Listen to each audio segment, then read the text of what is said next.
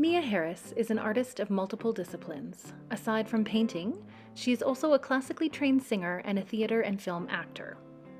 She's composed and performed experimental performance works and is currently collaborating on a voice and gesture tracking electroacoustic performance piece. Welcome, Mia Harris. Thank you so much. Thank you for having me. Yeah, such a blessing to have you here today. So the one time that we worked together that I'm referring to, of course, is a soundstage production, a musical theater piece we were in, I think 7 or 8 years ago now, something like that. I know time flies. It sure does. And you are one of those artists that not only do you inspire me by your abilities. You're obviously incredibly talented vocalist. I had the pleasure of watching you and listening to you in that production. But also, honestly, and I mean this with my whole heart, just one of the kindest humans that I've had the pleasure to get to know, especially in one of those kinds of situations. There can be, at times, a lot of ego in the room when we're in a production that big. A lot of different personalities. Some people really are easy to get along with, some people a little less so, but you just have this lovely, calming, wonderful presence about you. And honestly, just one of the kindest spirits I've met. And I'm really excited to talk to you about your creative process and also about how you get to be in that space and in that place. And is that intentional with you, or is that kind of how you were made? Well, um, where should I start? Yeah, I guess always coming back to this um, idea of being present throughout the creative process, and even in, during rehearsals and preparation time, is so important, because as a creative, we are often moving out onto the territories of our edges, right? Of our comfort zones, the edges of our comfort zones, and doing new things, especially if we're doing live performances. So the ego always wants to come in, because that's its job, is to keep us safe, right? And so being vulnerable in this creative process can be really challenging. And so, yes, there often are a lot of egos that show up in different dynamics of rehearsal spaces. But yeah, coming back to the creative process, even when I'm painting or just practicing vocalizing, it's always coming back to the inner voice first. Mm.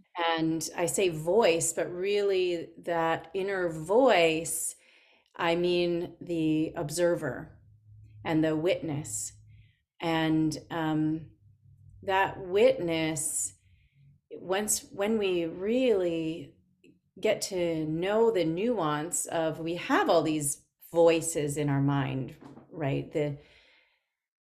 All the different characters of how we show up. I mean, we have a different voice with almost every person we speak with. Might not be super obvious, from, say, your mom to your dad, but we use different words, we use different gestures. We can also pick up different tonal qualities when we're speaking with one person, compared to another person. So those voices also come up with different voices on the inside in our mind. But underneath all of those voices, there is a very steady witness within all of us. It's that presence that is noticing everything that's happening, noticing what we're saying, and it can watch what we're doing. what we're doing, what we're thinking, what we're saying, how we're breathing, all of these. And I think our our creative impulses really come from that place. Mm. And so when we're able to identify the difference between that part of ourselves and the rest of our voices, and our, even in our body, it can show up in our body with different mannerisms. And when we're able to really identify that witness voice, it is mostly silent, I think, actually, but there are these impulses that arise from that place. And for me, that's where true creativity comes from. And I believe everybody is creative. I mean, the nature of life is creative. The only constant thing in life is change. So everything, even if it doesn't seem like some mind-blowing new creative idea, change itself is creative. And it might not look drastically different from one moment to another, but that's how evolution happens, right? Is with that creative force. So everybody is creative. And I think a lot of times when we are younger, our creativity just isn't as supported as we would like it to be. And so we shut down, or we start telling ourselves these narratives of how we can't sing, or how we aren't painters, or we're not creative and we should stick to accounting or whatever. But that being said, I believe there is an element of creativity in all types of jobs and activities that we do throughout the day. So I don't know if that answered your question, but that's For sure. No, I love that. You brought up so many amazing points there. Actually, I hope that we get the chance to touch on a few of them. So I definitely want to talk about, mindfulness, present moment awareness, how you bring that to your daily life as well as your creative life. But also, I really appreciated not only how you discussed that everyone is creative, because I agree as well, and there are creative aspects to any job or any sort of situation in life. But also, I think it's really important, without necessarily addressing it, you've kind of mentioned the critic, be it the inner critic or even an exterior critic, especially when we talk about young people maybe being discouraged away from creativity for a variety of reasons. It could be practical, those parents that require high achievements from their children, or that have a family plan or a family business, or the child is to follow in the steps of the parents, and there's a lot of pressure in that. But sometimes it can be teachers, be they creative teachers or school teachers, that maybe have had an impact, or a mentor of some sort, an authority figure, somebody that this child looks up to, has for some reason poo-pooed creativity or maybe downplayed that. And that child internalizes that, and that becomes the story they tell themselves for years until they can break out of that. So I know that you've done a lot of work on finding the power of your voice, or finding your own voice. Can you tell us a little bit about how many people you've encountered who have this kind of blocked creativity, and how you walk them through finding their voice? Yeah. Well, I think everybody has some kind of block, myself included. I mean, I think it's just part of the human condition, right? We are our parents and teachers mean so well most of the time, and I really believe that everyone is always doing their best with what they know. And So I think this finding out your voice is really something that all people struggle with, whether you're in the arts or not, being able to stand up for your boundaries and speak your truth, people call it nowadays. But like, being able to be honest with what your needs and your desires are, and being able to communicate without feeling threatened. And often communication can go down that path, and then it just becomes, this scenario where people aren't really listening, and it's but underneath all of that, everybody has this inner voice, this inner guide that is very subtly trying to tell us, show us what, and it really just comes down to what are our desires, like what are our needs and desires, and how what is the best way of getting there in terms of feeling safe and empowered and joyful. So yeah, I can't tell you how many times I've had even people come to me I've had, people in their 80s come and say, I've always wanted to sing, but my choir teacher or my dad or my mom, when I was 10, told me I couldn't sing, or told me to mouth the words in choir or whatever. And they spend their entire life not feeling able to explore their voice, and not feeling able to use their voice in a way that they truly have this deep desire to do.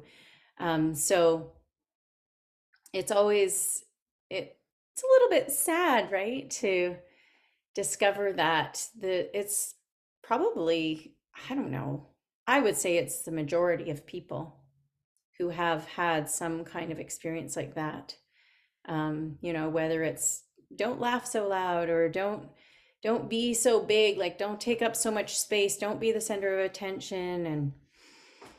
And so it takes a lot of care, because it's such a vulnerable thing to explore. And so it's by no means a quick fix. It really takes, there is a real connection between voice work and a therapeutic practice. I mean, there's so much you can do in terms of healing old wounds, and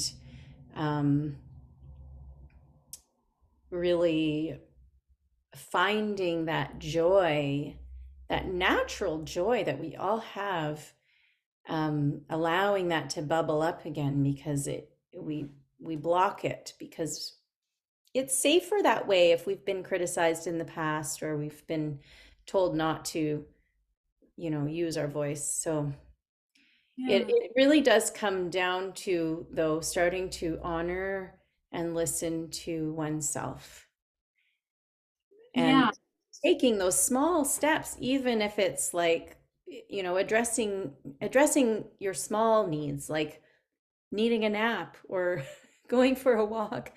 That truly is where I feel it starts. And then it's first of all saying that, allowing yourself to receive that in your own voice inside, in your mind, and then being able to verbalize those things. And then, singing is a whole other layer that comes in. But I feel like that inner work is truly where the voice starts to open from.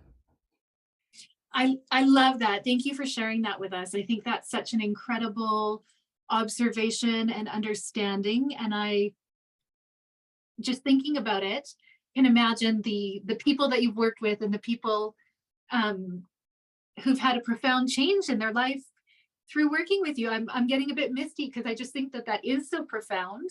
And I know I've been saying for years that I believe that everyone can sing. Maybe not everybody's going to make a career out of it any more than I'm going to be an NHL hockey player, you know, but I do believe that everyone can sing and produce sound, and as you say, feel the joy and the freedom that comes with expressing themselves with their voice. So as people transition from, you mentioned the inner witness or tuning inward and learning to hear their inner voice and trust their intuition, how do you get them to begin the outward voice? Because for me, many of my friends, again, who say that they can't sing, they sing in the car and they sing in the shower and they sing in those private moments where they're alone, and they love it. And it is the most freeing thing for them. So is that where you get people to begin to sort of take advantage of those opportunities? Or how do you get them to begin to free the voice on the outside? Well, I think, again, it comes down to safety, right? That and this when we are feeling safe, we're more open physically, mentally, and emotionally. So our bodies, and as singers, our bodies are our instruments. So if we're not feeling safe, our bodies close and we clench our jaw, and then the negative self-talk starts happening and everything just shuts down, only in order to stay safe, right? To protect ourselves. So it's such an important, it's different. I would say it's different for everyone because, um, singing in a room with another person, so when I'm meeting a new student or client for the first time, it's really is about developing a safe environment and developing a connection and some way to allow the person to, oh, okay, this part of myself, I don't need to bring that part of myself into this. I don't need to worry about all of these other aspects of life. And I really get to come here and honor myself. Like it's a real gift for your own being.